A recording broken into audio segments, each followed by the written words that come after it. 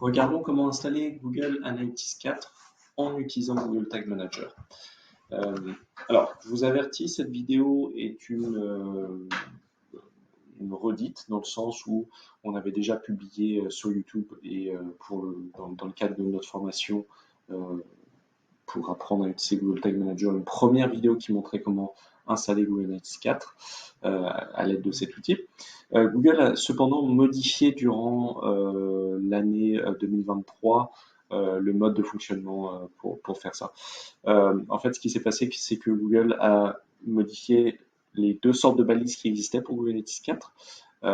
Par le passé, on avait une balise configuration qui visait à installer Google Analytics 4 en chargeant un certain nombre de paramétrages, et on avait une balise événement qui, dans le meilleur scénario, aurait dû charger la balise configuration pour en tirer tout ce qu'on a pu paramétrer dans la balise configuration et qui se déclenchait lorsqu'on souhaitait envoyer l'événement qu'on voulait envoyer à Google Analytics 4. Bon, les changements que Google a apportés ne sont pas cruciaux, mais on va quand même les voir ensemble. Je pense que ça vaut le coup de revoir ça ensemble. Donc, allez dans Google Tag Manager et allez dans la section Tag ou balise en français, si vous êtes en français, et cliquez ensuite en haut à droite sur Nouveau ou New en anglais.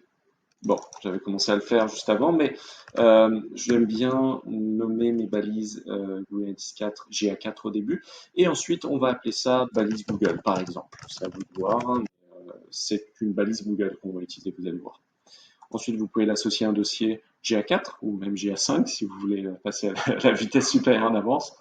On va choisir GA4. Ensuite, cliquez sur Tag Configuration ou configuration de la balise si vous êtes en français.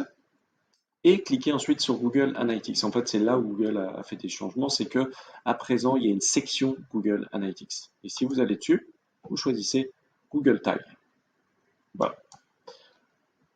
Ensuite, l'étape d'après, c'est d'aller chercher votre ID de mesure. Ici, il faut qu'il y ait un ID de mesure qui soit relié à un flux de données que vous souhaitez installer et que vous devez avoir créé. Donc, je vais vous montrer comment on trouve ce flux de données. Vous allez dans Google Analytics et vous allez dans la section Administration en bas à gauche.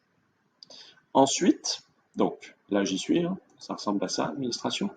Ensuite, vous allez dans la sous-section Data Collection and Modification. En français, ça sera collecte et modification des données. Et vous allez ensuite dans la sous-section Data Streams ou flux de données si vous êtes en français. Ici, vous devriez avoir un flux de données. Si vous ne l'avez pas déjà créé, vous cliquez sur Ajouter un flux de données ou Add Stream en anglais et cliquez sur Web. Bon, une fois que c'est fait, vous allez avoir un flux de données et vous allez avoir un ID de mesure ici. Donc cet ID-là, vous le copiez et vous retournez dans Google Tag Manager et vous avez maintenant deux options. Vous pouvez coller votre ID directement. Par contre, ce n'est pas l'idéal selon moi. Pourquoi? Parce que on verra lorsqu'on attaquera les événements pour Google Analytics 4 que il faut charger cet identifiant avec chaque événement, à chaque fois qu'on envoie un événement, si on veut envoyer des événements. Donc, idéalement, il vaut mieux prendre avantage d'une fonctionnalité que Google Tag Manager nous propose, que sont les variables. Les variables nous permettent de stocker des informations pour les réutiliser, au lieu de copier-coller à chaque fois la valeur et possiblement faire des erreurs. Donc, je vais vous montrer comment faire pour utiliser une variable. Donc, vu qu'on est dans la balise actuellement, je vous conseille de ne pas tout fermer et d'aller dans la section variable et cliquer sur nouveau pour créer une nouvelle variable. Ça serait de la perte de temps et c'est des manipulations en plus. Vous pouvez cliquer au lieu de cela sur le petit Lego ici et vous pouvez cliquer tout en haut à droite sur le plus.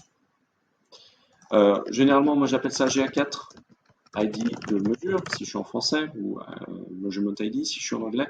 Je peux l'associer au dossier GA4 et je vais choisir le type de variable constante après avoir cliqué sur configuration de la variable. Donc je choisis constante et je colle mon identifiant et je sauvegarde. Alors je vais mettre un V3 puisque j'en ai d'autres. Ça n'a pas tant d'importance. Voilà, donc mon identifiant est ici, il est chargé. Et dernière chose qu'il me reste à faire, il faut que je rajoute un déclencheur. Donc pour faire ça, je clique sur Triggering ou déclencheur en français, déclenchement. Cliquez dessus et vous choisissez toutes les pages. et vous sauvegardez. L'étape suivante, c'est de prévisualiser pour tester. Alors, j'ai déjà, moi, de la prévisualisation en cours, donc je vais cliquer sur Preview ici, et ça va me recharger ça.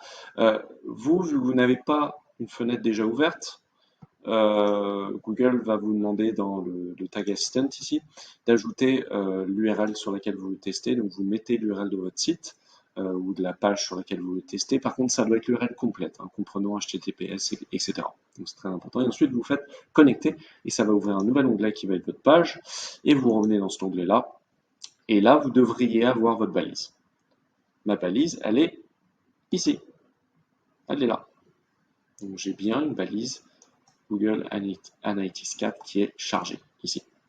On peut charger une deuxième page pour tester. Je clique sur la boutique par exemple. On voit la deuxième page qui est chargée. Alors dans l'aperçu, on voit que la balise Google a été chargée 2 fois. Et si je clique sur chaque page, donc celle-ci, il y a eu une fois, celle-ci, il y a eu une fois. Donc tout est fonctionnel ici, ça fonctionne. Voilà. Donc c'est tout. C'est aussi simple que cela. Donc une fois que vous êtes satisfaite ou satisfait avec ce que vous avez fait, vous n'avez plus qu'à soumettre et donc publier pour mettre en ligne vos changements. N'oubliez pas de bien nommer votre version et d'ajouter une petite description pour indiquer que vous avez installé Google Analytics 4. Un petit conseil en passant, assurez-vous de ne pas réinstaller Google Analytics 4 plusieurs fois. Si Google Analytics 4 a déjà été installé d'une autre manière, ne l'installez pas via Tag Manager ou retirez l'installation déjà existante et ajouter l'installation via Tag Manager. Si vous installez plusieurs fois Google Analytics, il y a un risque que certaines données, comme par exemple les pages vues, soient comptées en double, voire plus. Donc, évitez cela. Pour vérifier, vous pouvez utiliser le Tag Assistant, qui est un excellent outil, ce qu'on avait ici. Dans Tag Assistant, ici, on peut choisir une page, mais on est déjà dans Tag Assistant ici, en fait. Et on voit dans notre cas qu'il y a une seule propriété GA4 qui est installée. Et on voit même qu'elle a été installée via Tag Manager. Vous voyez ici, on a ici une indication sur d'où est-ce que ça vient. Si vous voyez déjà votre flux de données qui est installé, puisque ça c'est l'identifiant de mon flux de données, hein, c'est celui-ci, vous voyez. Si je le voyais plusieurs fois, il y aurait un problème. Donc faites attention, là dans mon cas, j'ai pas besoin de le réinstaller. On ne veut pas installer plusieurs fois ça, que ce soit via Tag Manager ou d'autres manières, on ne veut pas installer plusieurs fois Google Analytics. Voilà, donc écoutez, c'est à vous de jouer et bonne chance. Merci beaucoup.